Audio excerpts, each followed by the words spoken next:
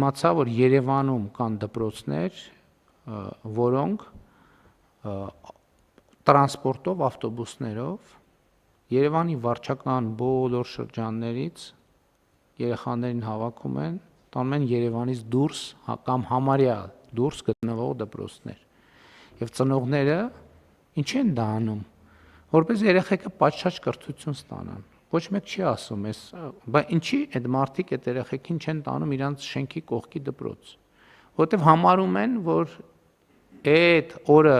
այդքան ճանապարհ անցնելու արդյունքում իրենց երեխաները ավելի լավ կրթություն կստանան։ Հիմա մենք էլ այս ծրագրով նույնն ենք անում։ Մենք պատասխանատու ենք զգում երեխաների ստացած կրթության որակի համար։ Մենք պատասխանատու ենք զգում, որ երեխաները նորմալ լաբորատորիաներ ունենան, նախ առաջինը նորմալ կրթական միջավայր ունենան, սկսենք դրանից,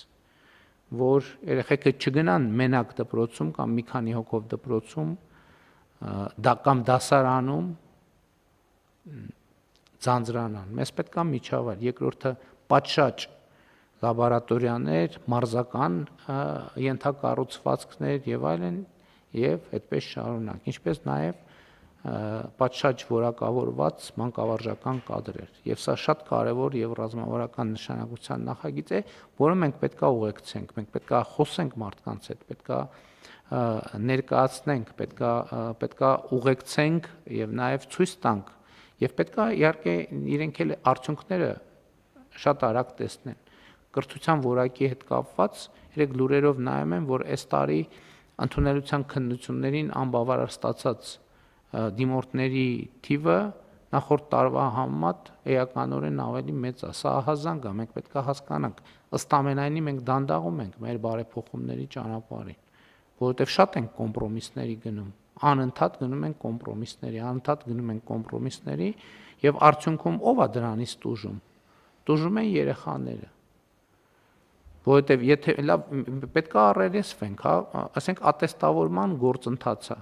Լավ 1 2 3 4 5 6 7, ասենք ինչքան կարելի է, չի հաղթահարում մարդը, պետք է վերջ, ասենք վերջ, էլ պետք է չաշխատի դպրոցում, որովհետև այդ իր աշակերտն է, որ գնում է, չի կարողանում ընդունելության քննությունը գոնե բավարար ստանա, չենք ասում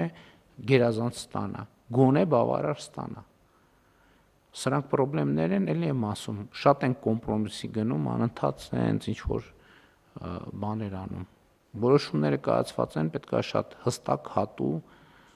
վճռական ձևով պետք է իրականացնել։ Եվ որևէ